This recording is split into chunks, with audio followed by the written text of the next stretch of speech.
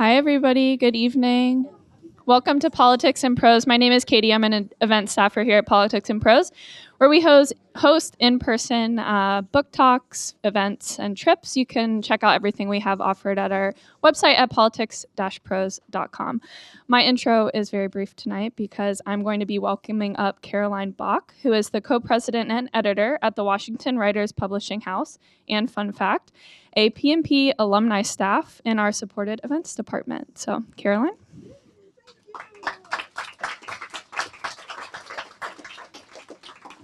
Thank you. Big thank you to Katie and Jasmine, who are actually taping us today. So this is going to be later on the Politics and Prose social media sites. But also a big thank you to Nicole, Alan, Patricia, Susan Cole, everybody at Politics and Prose who helped organize our annual launch event at Politics and Prose. This is a big part of what we do at the Washington Writers Publishing House. And I'm here as the co-president and editor of the Washington Writers Publishing House, which is the longest continuously operating, cooperative, nonprofit literary small press in the United States. We were established in 1975 right here in Washington, D.C. by 4 poets, including Grace Cavalieri, who at 92 is still an active member of our press. But we're also a small press with a couple of big things going on. As I said, we're celebrating our 50th anniversary going into 2025, and we have a new anthology. So if there's any writers out there, we are looking for your poetry and prose. Think of submitting your work to us. I have information, if you want to see me afterwards, about America's future. The deadline is December 31st. Because we know there's going to be a future. We are not going back at the Washington Writers Publishing House. We also have a vital and vibrant paid internship program, WWPH Fellows. We offer a 12-week paid internship to work on our editorial and promotion at the press, and it's now open. So if you know a young person who would be interested, it's all virtual. Please have them look at our website and apply. It will be open until the end of November, our WWPH Fellows. But today, what we're really here to do is to celebrate our 2024 award-winning authors, Megan Downey, Shanley Lou, and Varun Gauri.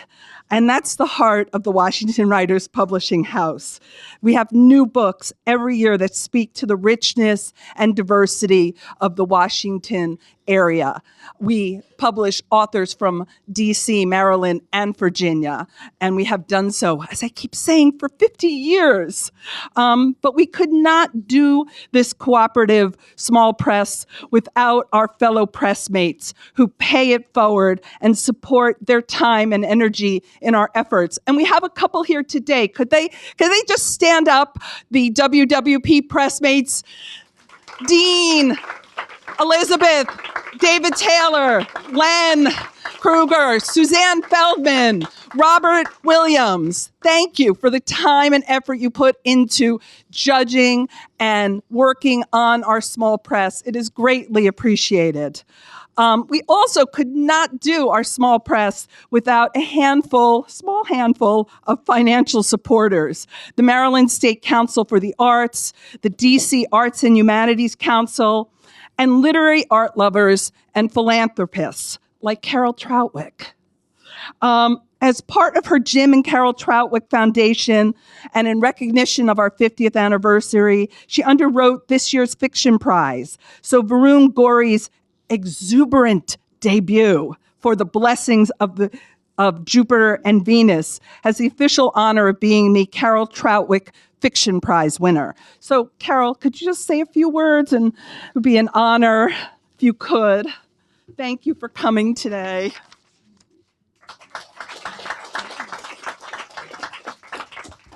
Wow. 50 years? It's hard to accomplish anything in 5 years, but 50 years of continuous work to put a spotlight on the Washington area writers. This is very exciting, and I'm really pleased to be part of the 50th celebration. Those founders knew a fact, and that fact is that creative writers happen anywhere, and they're happening in our area too. And that fact, combined with, as Carolyn said, there were 3 poets among the creative writers founding, they knew that creative writers are a little different than the regular guy and gal. There's a passion that drives them to find the words to express their feelings, their ideas, their imagination. And that can't be controlled. It has to explode out of them. And so those founders knew that what was missing was a spotlight. How do we put a spotlight on our own local creative writers? So again, it's exciting, 50 years, and it's going to be 50 years into the future. So all of those young people that you are developing in your intern program, God bless them. So do we award the prize? We do. Well, we have a beautiful published book that we're going to hear from in a minute. Okay, but Thank we you, don't present Carol. the money. No.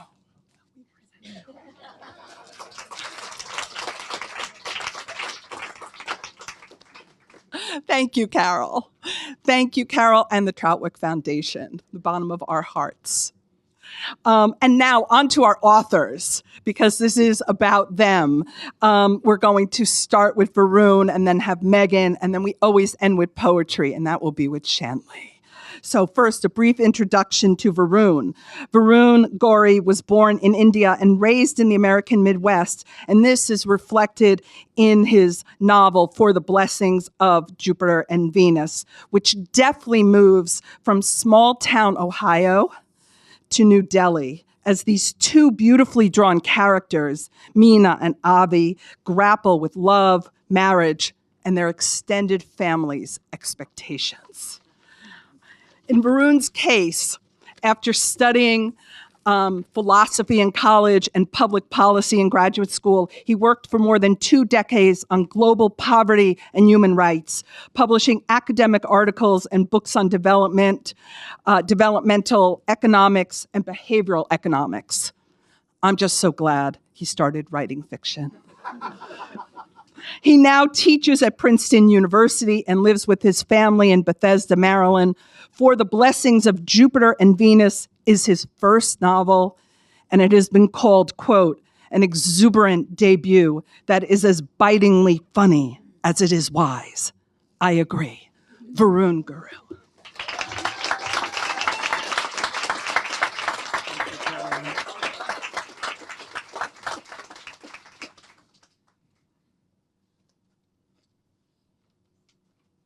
Thank you so much, Caroline. Thank you, Carol. Being here at Politics and Prose, talking about my novel's a dream.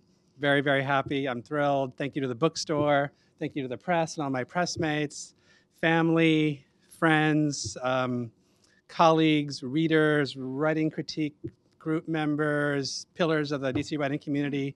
People think that writing is sort of a solitary on your own thing, and it is, but it really does take a village to really get here, and I'm just grateful for all of it. All of you. So let me start at the beginning. Chapter 1. Meena pushed aside her veil. The gold bangles, heavy on her wrists, slid and clinked. She feared the audience would find the gesture graceless, clumsy, but she had to see his eyes. She would in moments be the wife of this man in the groom's headdress. Maybe she already was his wife. The Vedic ceremony, hours of venerable ritual, had no vows, no exchange of rings, no single moment when choice, her will, exercised its prerogatives. Perhaps sensing her nervousness, Avi caught her eye and motioned across the temple ballroom. He was offering the wedding finery for reassurance. He pointed up at the beautiful mandap, adorned with white and pink carnations, yellow marigolds, and fragrant red roses. He was smiling warmly and his expression seemed to say, "These old, magnificent powers guard over you." The betel nuts and the bowls of oranges, apples, and coconuts, the sandalwood incense, the ancient incantations of the priest, now pouring ghee into a bowl. The sacred fire burning at their feet, the expectant faces of all the lovely women in the audience, sharp-tongued aunties in embroidered saris, the silly, sweet nonsense uncles of his father's friends, the communal pride, the coming feast with buttery spinach and tandoori kebabs. He was saying their wedding conjured every Bollywood movie ever made, every Indian story ever told. And her husband-to-be was right. Every year, millions of people married this way and went on to have fulfilling relationships and meaningful lives. Or anyway, one had to assume they were fulfilling. She and Avi hadn't spoken in days, though she had almost called him that morning. Waking up alone in the nondescript hotel, like any of the hundreds of interchangeable rooms she'd passed through for work, had been disorienting. She nearly headed to the gym to run on the treadmill, her habit before board presentations. But this was no business trip. She decided not to call him because she didn't know yet if Avi consoled well or if talking to him would make her more nervous. Instead, she made herself coffee in the room. She convinced herself that arranged marriage wasn't strange. After all, could any woman say, years later, that on her wedding day, she'd really known the man she was marrying? In the back, children were being children, shouting and darting between empty chairs in the last row. Avi's father was bowing to a man who sported a handlebar mustache, an aspect she and her sister once made fun of, but which now struck Mina as charming. On the other side of the ballroom partition, a waiter engaged his own small role in the pageantry, calling for more rice and napkins, this table, hurry up. The priest, a school director, and retired accountant, there turned out to be no full-time Brahmin priests in small town Ohio, asked them to recite Sanskrit phrases. Avi's voice boomed, prompting Mina's mother to look up, probably thinking, so, it'll be a loud-talking husband. Mina let Avi's chants fill the ballroom, then spoke herself at low volume, her voice barely audible over the gas fire humming, the audience falling quiet to hear. She didn't know what she was chanting. Not that it mattered, as her mother might be the only one other than the priest who actually understood Sanskrit. For the blessings of the sun, the priest said in English, ladling ghee into the fire. The flames fizzled and flashed. Mina saw her toenails, lacquered in gold, gleam reflected fire. For the blessings of the moon, the priest invoked remote stars. He called upon the asteroids in Jupiter, Saturn, Venus, Mars. He declared that wedding is a cosmic event, said it was the same fire and light in the stars and planets that were in the bride and groom, the same atoms vibrating, living and dying, and being reborn. He talked for a while. Avinash, Mina, now you lead each other around the fire 7 times, the priest said. This is the Agni Pradakshina. These 7 circumambulations sanctify your marriage by the laws of Manu. As you walk, I will recite the vows of steadfast and lifelong loyalty. The priest instructed Mina to put her right hand into Avi's left. He explained that each step represented one of the great goods in marriage: prosperity, progeny, perseverance, etc., etc. You know the others. Mina noticed her sister Vishali, in the midst of a selfie, smirk. She was probably asking herself if this priest-cum-accountant was dragging and dropping across his spreadsheets. Or perhaps she was basking in the great goods of her own marriage, passion, and being adored. Her husband Andrew was away, unavoidably detained on an important business trip, which undoubtedly made it easier for Vishali to idealize love marriages, especially her own. Avi rubbed away a piece of dried henna from Mina's palm, then pulled her along, her bare right foot catching heat as they rounded the fire. After 3.5 circles, Avi stopped, letting her step by so she could pull him, take his hand, lead. Then he unclasped. He made like he was raising the roof. He gestured at her, encouraging the audience to cheer the symbolism. Ladies and gentlemen, equality of the sexes, Avi barked. Someone responded, very good, very good. There was murmuring. She appreciated Avi's enthusiasm and his public endorsement of marital equality, which meant her marriage wouldn't be conservative, but it wasn't clear what the audience thought of it. A couple aunties in front were eyeing them suspiciously, as if detecting foreign speech. Probably neither had daughters like Mina, daughters who traveled, earned advanced degrees, excelled in careers. Avi seemed the eager type. At the Sahara Grill, where their families met for the first time, her mother and sister having flown in from Delhi, Avi kept talking over his father, a clammed-up auto mechanic who appeared unsurprised by Avi's interruptions. That was also when Avi announced, to her anyway, that he would be running for township trustee with an agenda focused on building new schools. Mina was charmed. But Mina's mother and sister didn't see it that way. They couldn't believe Mina was actually doing it, going through with an arranged marriage, marrying a random Ohioan. That evening, from her hotel room, Vishali sent Mina a link to a documentary about the sadness of traditional Indian brides. She called to tell Mina that she was giving up too soon, running away from her breakup with Peter rather than toward her new husband. True love is worth the wait, Vishali said. She had met Andrew at a raging New Year's Eve party in Chanakipuri, New Delhi, and Andrew paid for their sumptuous wedding at a 5-star hotel, retrieving his wife on a horse. Mina's mother grabbed the phone and asked how a forward-looking and modern woman could possibly marry a total stranger. Feeling defensive, Mina cited data showing arranged marriages had higher success rates than love marriages. She said that Avi wasn't a total stranger, that she had looked into him, had done her homework, and she had a great feeling about this. She and Avi had shared that sweet, promising coffee date at Starbucks.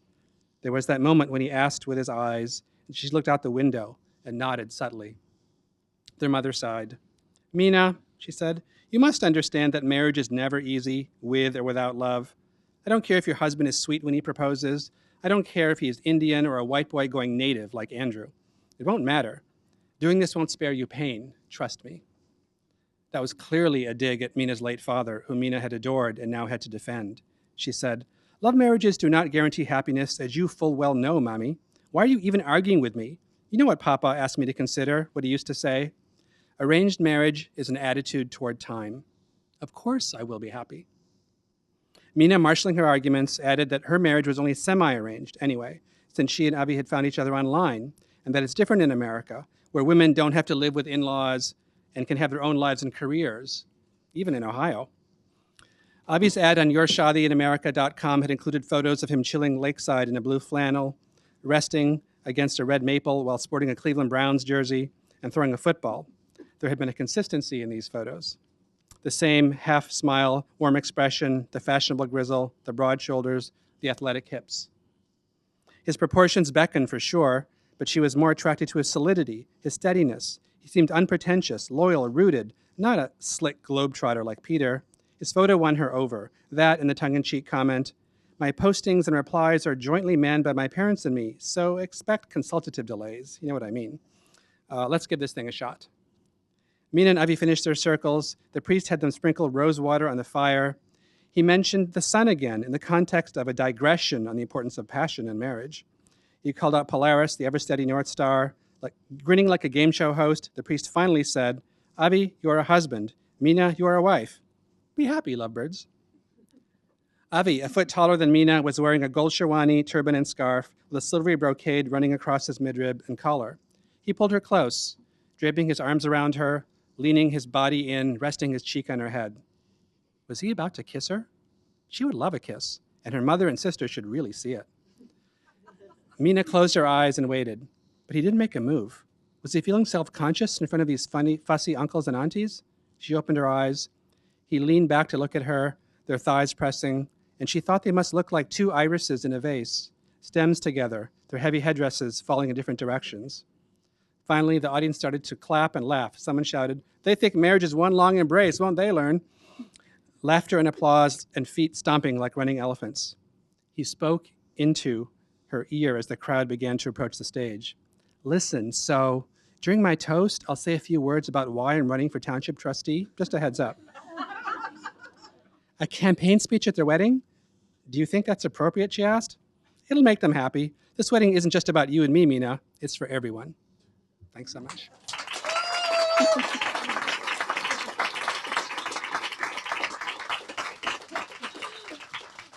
Wow. Wow. Well, we've had many people call this intimate and funny and exuberant, and I could see why. So our next author is Megan Downey. Megan teaches composition, literature, and creative writing at New River Community College in Dublin, Virginia. And it was there in 2013, while teaching, she witnessed a school shooting. Her work, Unarmed, an American educator's memoir, is a lyrical, poetic, deep dive into surviving gun violence in rural America alongside domestic violence that also ringed her in the web of gun violence. What also informs this remarkable work is her time spent in South Africa. Megan was a Fulbright Fellow in South Africa in 2007 and returned there in 2015 to study reconciliation and public narrative in the aftermath of violence, and has returned many times since. But rather than hardening her life and heart after her experiences with violence, rather than continue to simply tolerate the intolerable levels of gun violence in our country, she wrote Unarmed, an American educator's memoir. It's her first book. It's very personal. It's important. And it's the winner of our second nonfiction prize from the Washington Writers Publishing House. And I'm happy to introduce Megan Downey.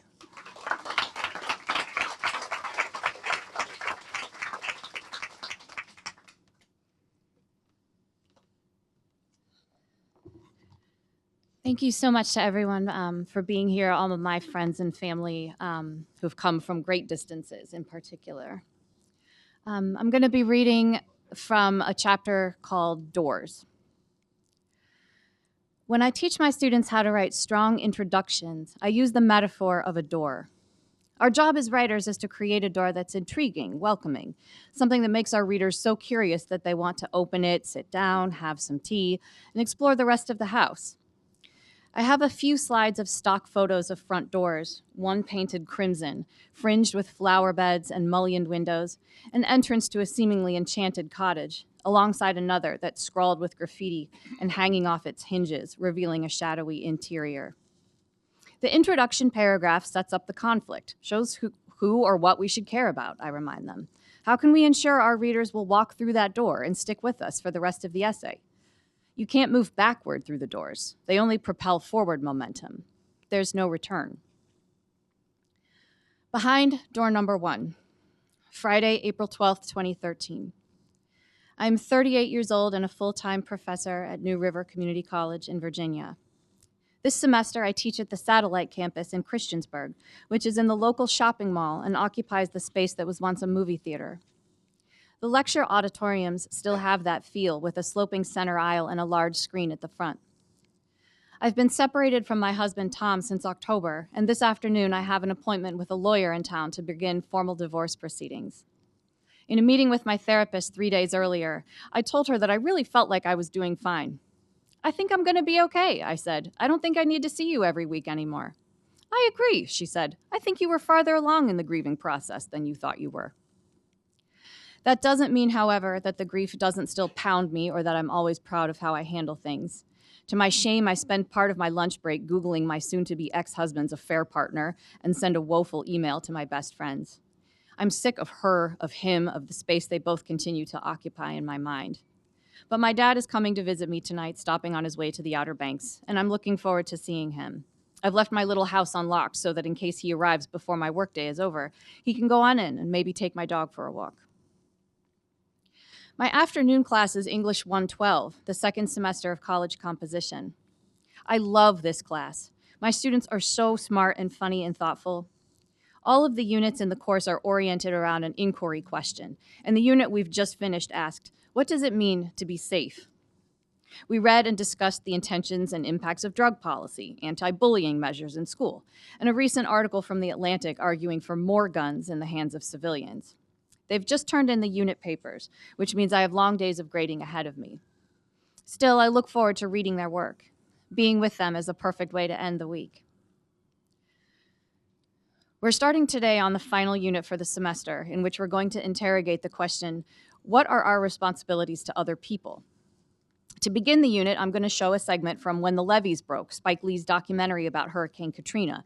We will be reading the New York Times article about Memorial Hospital, where some physicians administered lethal doses of painkiller to patients they thought would not survive. I slide my DVD into the machine, cue it up, adjust the volume, and sit in the swivel chair behind the instructor console at the front of the room. The flooded, haunted streets of New Orleans fill the screen. There is a loud, sharp bang. What was that? One of my students asks this. It must be a car backfiring, I think. I rise from my chair at the computer console and walk over to the classroom door. I open it. 2 more shots. I know what they are. I close the door slightly as if to barricade us in, but then I look at the emergency exit right by our classroom door. The exit is just a few steps away, so close that I could sprint through it in 3 big leaps. Funny, I think, there's a car parked right up at the door, a white car. In my memory, something practical and boxy like an older Accord. I do not connect the shots with the car until later, that he parked there, not in the parking lot, to block our exit. I throw the door open, turn to my students, and say, "Get out." They fly over the desks, and they're gone through the emergency exit in an instant. They scatter, run to their cars, and screech off away from campus. Outside, I stand dazed in the April sun, uncomprehending. We're the only ones outside. Why isn't everyone pouring out the front doors? I hear more bangs, and I wonder if everyone inside is dying. My student Gavin screams at me to get into his car, and I do for a moment while he frantically tries to dial 911. I remember the screen on his phone, that neat grid of numbers, and how he keeps messing it up over and over again, his hands shaking, unable to even get the sequence of those 3 numbers right. "Holy shit," he keeps saying over and over. "Holy shit." "I have to see what's happening," I tell him, and he reluctantly lets me out. I walk back toward the main entrances. The college's doors are just to the right of the mall entrance. The white car is still parked in front of the emergency exit, from which we've just fled hours ago. It's a Friday afternoon, and there are plenty of other cars in the lot, mall patrons and college staff and students mingled. Still, no one emerges from either set of doors, and I cannot figure out why. Why aren't people coming out? Where is everyone? Why am I the only one out here? I wonder if I have made a horrific mistake and traumatized my students for no reason. Maybe it was just a car backfiring. Maybe I panicked and irrevocably fucked this up. In 3 days, it will be the 6th anniversary of the Virginia Tech massacre in Blacksburg, just down the road, where a student murdered 32 people. Maybe that was in my subconscious. Maybe I overreacted. I hear 3 more shots. Now I'm afraid. The bones in my legs melt and I collapse to the pavement, shaking. Silver confetti glitters at the corners of my vision, threatening to blind me. Lines from an old Tori Amos song float in my head. This is not really happening. You bet your life it is. And then the sirens start. Another student of mine grabs me and tells me, "For fuck's sake, get behind a car, get inside, hide, don't stand out here." And all of a sudden, I'm in a stranger's car, and they hand me their cell phone as I squeeze into their back seat along with a few other kids I recognize but can't name. I struggle to remember any phone numbers, and it occurs to me how stupid this is, how 21st century, when everyone carries all their numbers in a phone and doesn't bother to memorize anything. The only number I can think of right away is Tom's, and so even though we're filing for divorce and haven't lived together for 6 months, I call him. "There's been a shooting at school. I'm okay. Please get in touch with my sisters and mom on Facebook. I don't know their numbers." He asks if he should come get me. "I don't think you could get near here right now. I'll call you when I know something more." Time seems to have stopped working, a clock on a low battery with a drunken second hand skittering backwards and forwards, everything taking infinitely long, everything happening in less than a heartbeat. The woman whose car we commandeered wants to leave, and so we get out, huddled together in the sunshine. Police cars race up to the entrance. Someone gets out, holding a gun aimed at the front doors. Within minutes, a uniformed officer bends a young man I don't recognize over the hood of a police car, cuffing his hands behind him. I hear the low, ground-shaking rhythmic thrum of a helicopter. Someone is being taken to the hospital on a helicopter. That's bad. It must be bad. I watch it land in the parking lot, then take off again. And then more kids and more faculty come out, the students' faces stunned or blank. Their mouths open as they cry and clutch their cell phones to their ears, calling anyone they can think of. They abandon texting for the immediate comfort of hearing a human voice on the other end. A few of my faculty colleagues emerge, some weeping, and I hear how the shooter walked straight into one classroom, stared the students in the face, and fired off 3 rounds directly at them. My friend who teaches biology tells me how she barricaded herself in the shared faculty offices, how they pushed a table in front of the door and hid, hearing the shots in the hallway, the insistent clank of someone trying to open the door to the office, the voice saying, "Help, let me in, he's got a gun," and another professor who said, "Don't let him in, that's the shooter." I ask, who was hurt? Is anyone dead? Speculating, did Karen get out? Who was in the lobby? Is Frank all right? I walk around the crowded parking lot looking for all my kids, trying to account for them, but they scattered so quickly I can't even imagine where they are. I try to do a mental head count. Did I see them all get out? No, I realize. I could account for maybe half, but the others I can't place. I want to vomit, and I pray that they just drove away unharmed. Of course, the media is there already, young reporters barely out of college themselves walking around with expressions of sympathy on their faces, but a good grip on their microphones as they ask me if I could tell them what happened. I say, for Christ's sake, it just happened 5 minutes ago. I have nothing to say to you. And they nod sympathetically and move on to a more pliant witness. How long does it take for the police to come and clear the scene? I wait in a line to give a statement. I'm given a ballpoint pen and a blank pad of paper. Like a stroke victim, I've forgotten how to construct a letter on the page, and I sit there dumbly for a few minutes, hearing the people around me saying things like, "Shock," and "get her something to drink," and "where was she?"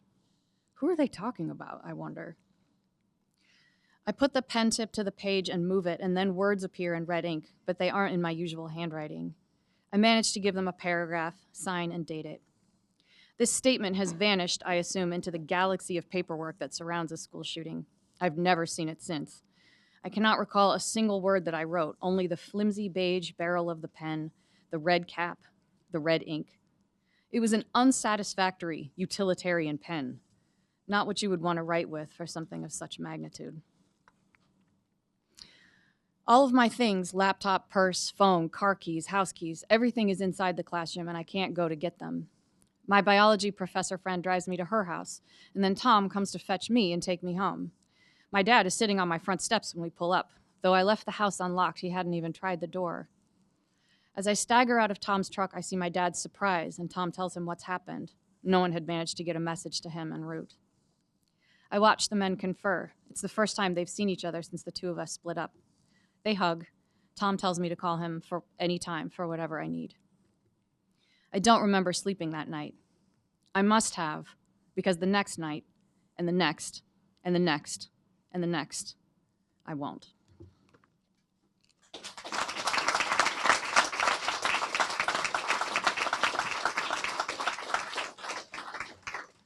Thank you, Megan. I mean, a very powerful personal memoir.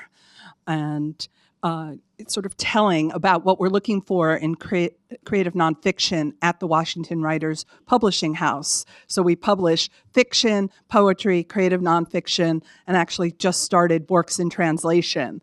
But Megan's book is the intersection of the personal and the political, and it just really sings. It's beautiful. Everybody doing okay? Yes? Deep breath. We're going to change gears. Thank you all for coming. We're going to have one more writer, and then we're going to have a very short Q&A, and we're going to sign books. So hopefully you will have your book in hand, and our writers will be here, and they are all first editions, so you will have signed first editions today. But first, we have our very last writer. We always end with poetry because the press started with poetry 50 years ago, and poetry rules at WWPH. Now, we usually have our poetry editor introduce our poet, but Jonah Colson, who led the poetry team, is off on a well-deserved hiatus, and just this poor fiction writer is left to introduce an exciting, wildly imaginative young poet and her debut collection, The Machine Autocorrects Code to I. Shanley Lou is a Vietnamese Chinese American writer from Southern Virginia. She received her MFA in creative writing at Hollins University and her BS in chemical engineering from the University of Virginia, where she also competed in poetry slams. So I think we're going to have quite a treat today. She's also an artist, and her book features many of her original illustrations, which are as witty, imaginative, and wild as her poetry. Shanley Lou.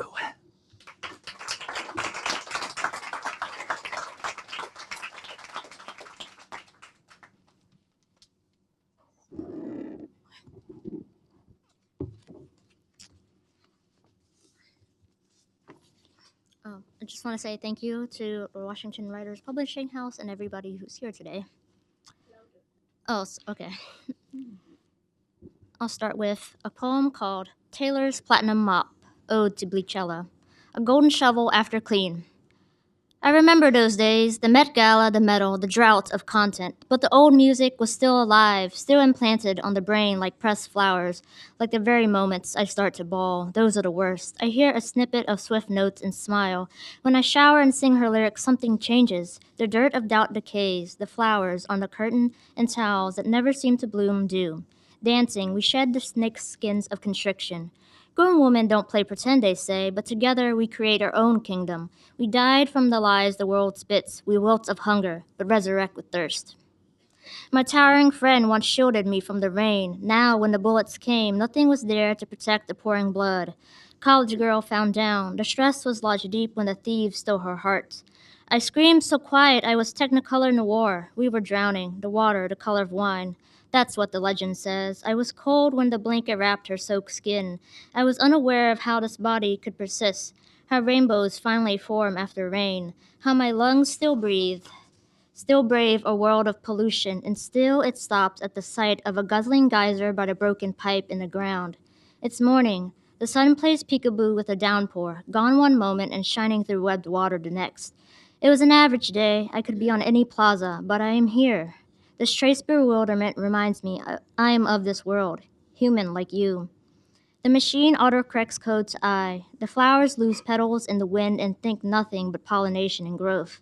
I absorb the rays of sun, my skin delighted. I am here. I am. Bleachella reminds me I can survive. Finally, that hair returns to its roots, that we can be clean. So I wanted to start with the poem that contained the title of my collection. I wrote it in my WWPH Top 5 Questions, but the intention with the title was to call attention to the incompatibility of the present moment and then with the entire book to move towards a collective future. The line, "Dancing we shed the snakeskins of constriction," was one of the inspirations of the cover art by Anthony Lay, who is here tonight. Although I don't live in the DC area, it's been such a gift to be in community with other Vietnamese artists, and I look forward to our future collaborations. So the cover was also inspired by another poem called Ode to the Vietnamese Rave Mob, and my mom is here tonight.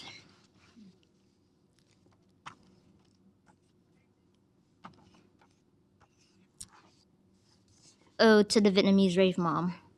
I imagine her, underneath the disco ball, rainbow lights bouncing off tiled floors and the sparkling sequins on her pink BB top, circa early 2000s. But that's not you. You never sing out loud to your bolero music or strut when the DJ in the background of the YouTube mixes shouts, "Put your fucking hands up!" But you always listen when doing chores. And that way, I'm just like you. I'm 5 years old and I stumble to more parties than I do at 25. The moms gossip, their gold and jade clamoring too. The dads handle their Heineken and gamble for glory. The children play, printing AZ lyrics to serenade off key. On the days the parents are at work, at the nail salon or the factory, in the basement, a blank canvas, the girls put on their best celebrity persona, karaoke to Trish Chang or Shayla. When we grow up, we head to college and become scandalous. What's wrong with clubs and bars? It's just like one night in Saigon without the Suzuki sport. What's wrong with sketchy Szechuan restaurants named Szechuan? We all love a good portmanteau, a mixing of language. We join the VSA and gorge like our fathers. We write skits based on Vit fairy tales and fables, try to memorize the national anthem, practice the modern and traditional choreography, don our ao dai, and perform for our parents at the annual Dutch show. But most of all, we take care of each other like our mothers taught us. All Vietnamese moms are the same, pronouncing carrot, salad, Mercedes, Louis Vuitton in the undeniable Vietnamese way. Some Vietnamese moms are different. Some mix and match florals and prints. Some wear black from head to toe. Some proudly flaunt their designer attire and bags. Some save their luxury items for days that never come. But do all Vietnamese moms secretly rave? The last two poems I'm going to read are in my science section. I constantly hear that I took a left turn or did a 180, but I think STEM and arts are not two separate fields. You have to be creative and analytical for both.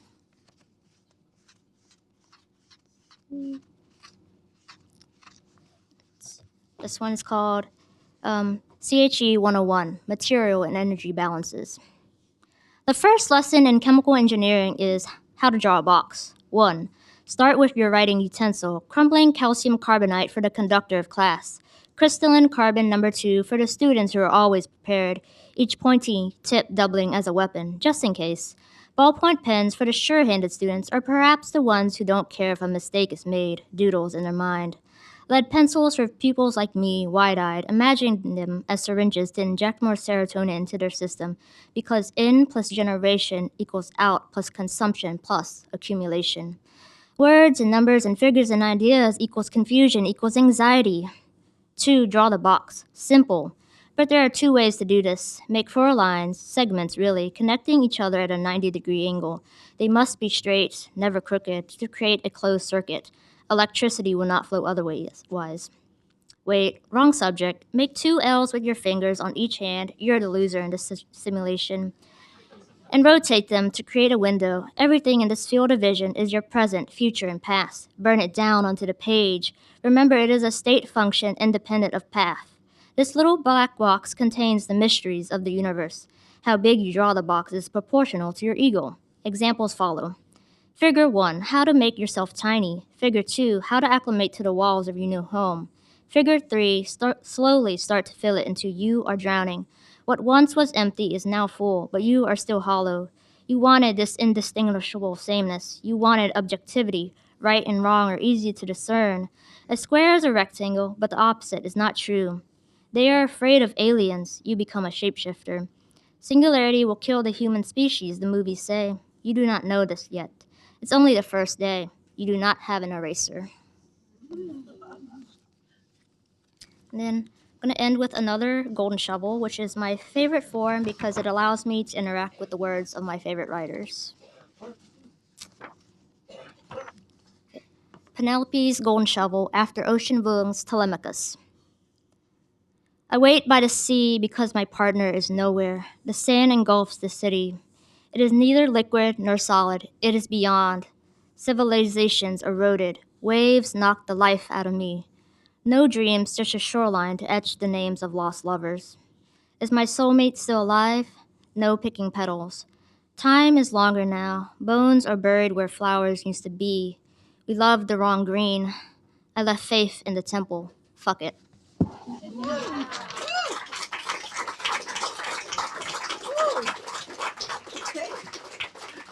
Wow. Shanley, the winner of our 2024 Gene Feldman Poetry Prize. Thank you. So now we're going to do a short Q&A. So if our writers could come back up. If people haven't bought a book, now's a good time to buy a book. Questions, we have a mic right here, and I get to listen. So come on up, Varun and Chanlee and Megan. I'm sure there's going to be some interesting questions based on these thought-provoking works. I will get off the stage.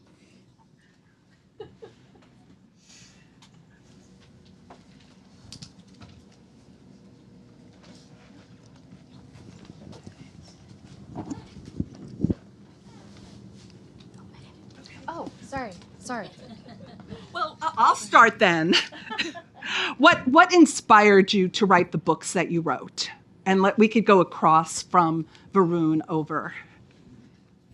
I think growing up of Indian heritage in the U.S., I was really aware of the coming together of different cultural influences and really aware of, my dad's here today, but my dad, yep. My dad, I hope I'm not disclosing secrets, but my dad had an arranged marriage. I didn't. And it was always interesting to me, that sort of background, what that must have been like in that generation and how our generation sort of chooses differently but feels the shadow of that, or shadow the memory, that sort of sense of a different way, in which you sort of trust to fate, you trust to tradition, you trust to the gods. And I think that honestly, like in romance, we sometimes think we're choosing for ourselves, but in some ways, the influences are still there,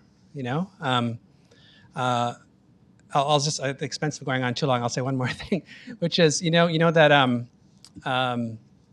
remember Kamala Harris talking about the coconut tree? It's like, I just followed a coconut tree. And, her mother had an arranged marriage.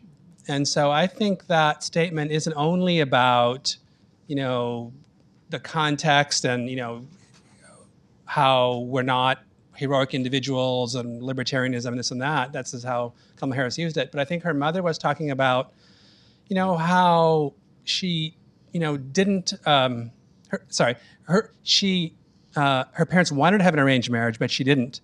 And it was a little bit of sort of like reflection on like, it didn't really turn out the way it might have because of these influences. And I didn't just fall out of a coconut tree. I had to sort of, my influences and my traditions really were affecting me all along. So I think it's the balance of those two things that I was really, really interested in. Yeah, I guess poetry is a little different in that you don't really set out to do like a full like book. It just you write poems when inspiration hits. But I guess I started doing poetry really when after listening to spoken word poets that came to UVA who are of Asian American identity and talked about poetry amid politics and then the culture growing up. And yeah, I think first poem I wrote in this was in 2016 in a class on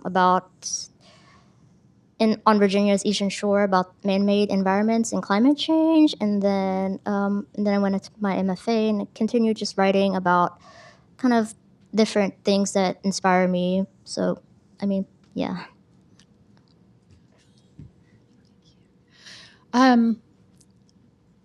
For me, this came, I think, largely because in the period after the shooting, I spent a lot of time looking like a good student and a good teacher, looking at the library databases and searching for scholarship about like, well, what's going to happen now? Like, what does the research tell us about teachers who have had this happen to them? Like, how long does it take for them to start to feel normal again?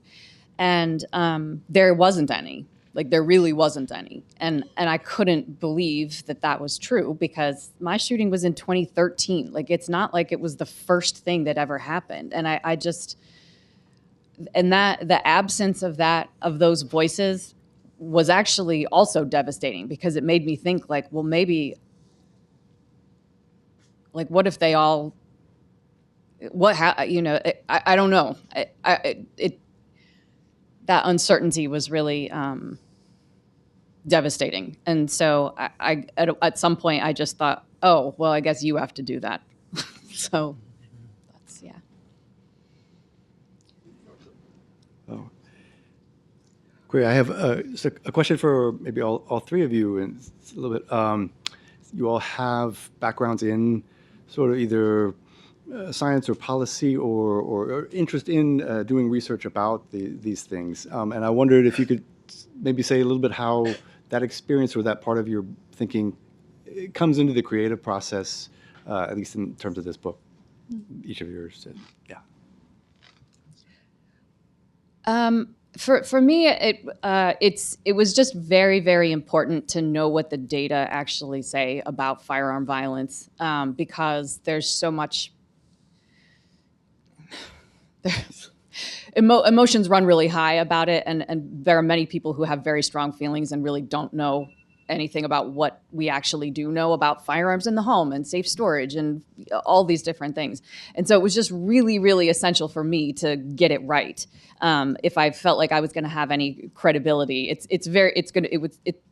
for a lot of people, it's going to be very easy for them to just be like, yeah, liberal English professor, wah, she hates guns, But it was really important for me to say, like, I have all of this data about object identification bias and, what kids actually know about, where you keep those guns at home that you think they don't know about and everything. So for me, it was much more a question of like being a credible source on this, because I knew that just having the experience for a lot of people wouldn't mean anything.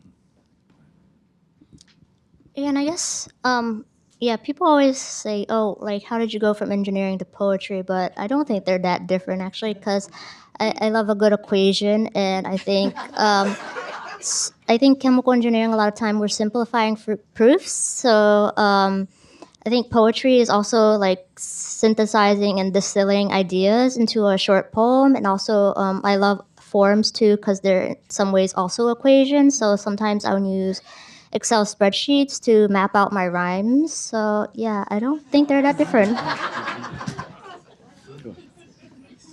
I've been thinking a little bit about storytelling and behavioral economics. I think that, in behavioral economics, one of the key ideas is that what we care about is change. So if you've got $10 million, and you've got less, what happened today? What happened yesterday? That's what really matters. That's what we feel intensely. We care about that change. And similarly, I think in storytelling, if you're trying to understand a character, it's not about like, oh, I teach here, I did this, I did that. It's more like, my day sucked, It's like, what happened? What's changing? And I really feel like that's something in the mind that sort of connects storytelling and social science. And I've been thinking about these kinds of connections, and I definitely do think they're related. Thank you all. That's great.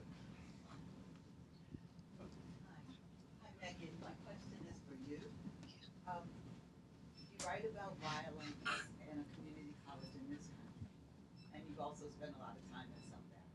And I just wondered, and there's kind of two different types of violence that come up in my head when I think about the two places. And I wonder if those two kinds of violence bump up against each other in your head as you're thinking about, as you were writing this book, and how you dealt with it. Yes, I think about that a lot, because okay. my sweet husband is from South Africa, and he's around here someplace. But we talk about this kind of thing quite a lot. But so yes, I mean, in South Africa there is an incredible amount of interpersonal violence, car hijackings, home invasions. It has some of the highest murder rates in the world and incidences of rape as well. And so those things are all absolutely true and absolutely real in that country. However, they have not responded to that by saying, let's arm every civilian. The regulations around firearm ownership are very, very strict. As a matter of fact, there's a scene in the book where Johan was visiting me, and we went to a gun show in Virginia, and this was at a time when people were in the parking lot selling guns out of the back of the truck. And he looked at me and he said, that can't be legal. Yeah, it was. It was perfectly legal.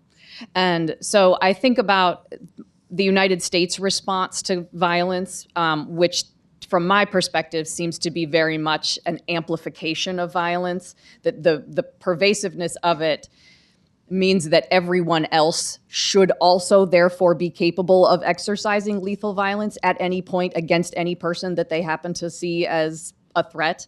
And even in South Africa, they've chosen not to respond like that.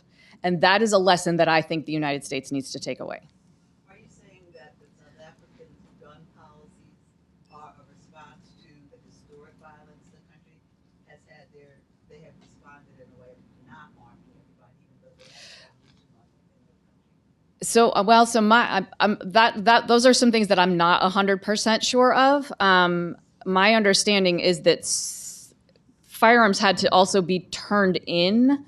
If you once certain registries were established, you had to either turn it in or relinquish it. Turn it in or register it, and there was a whole bunch of paperwork. Is that accurate? Do you remember? Before the end of apartheid, it was easy for white people to get arms. Yeah. Not for black people. Yeah. After Yeah. these regulations were brought in and made uniform across the country. And one of the aspects was that you could legally surrender your firearm. Yeah. And hundreds of thousands were surrendered during that time. So Yeah. you're saying they tried to They turned, yeah. Yes. Yes. it They, was a they, they, deliberate they kind of made the process of owning them pretty onerous, you know? And so even now, if you want to purchase one, you know, you have to have a you have to have references. Like, you have to have character references. And someone, you know, you have to demonstrate that you have a safe storage in your house. You can't just be like, it's in my drawer. You know, there has to be, yeah.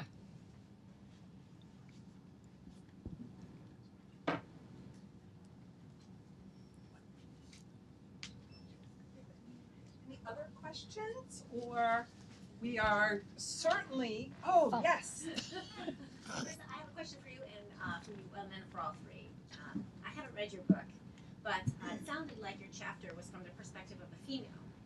And I wondered what drove you to make that particular decision. You specifically spoke to this experience of watching your father and how you related to that. So what inspired you to make that choice? It's actually alternating points of view. Okay. So it's sort of she said, he said, back and forth. Okay. Which was it hard? Was it harder from the female? You know, I actually found her easier to write than him, because she sort of has I don't know, she has sort of a expansive mind, sort of, you know, and he's more comic. He's a little bit more confused, you know. And honestly, I think there may have been something about, you know, as like this confused guy, I wasn't so sympathetic to him. I was a little bit like, I'm not that, you know, I can't be that, you know, even though maybe I was. So actually I found her a bit easier to write for those reasons. I mean, it was definitely a journey over drafts to get closer and closer to, you know, a woman's point of view, but I enjoyed that challenge. I really liked it. Sure. And I think that's our last question. So then we're going to sell books. What book is next?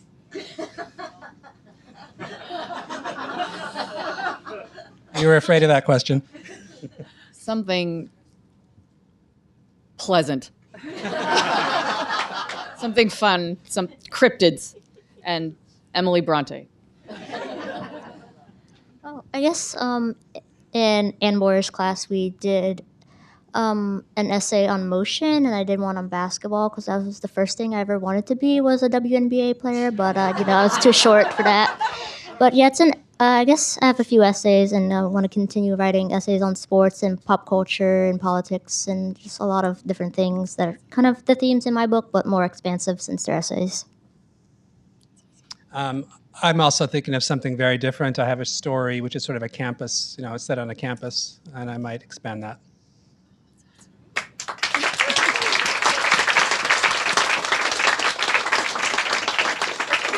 Big thank you from me to everybody who attended on behalf of the Washington Writers Publishing House. Buy our books, have them signed, sign up for our newsletter that we put out on our website, washingtonwriters.org.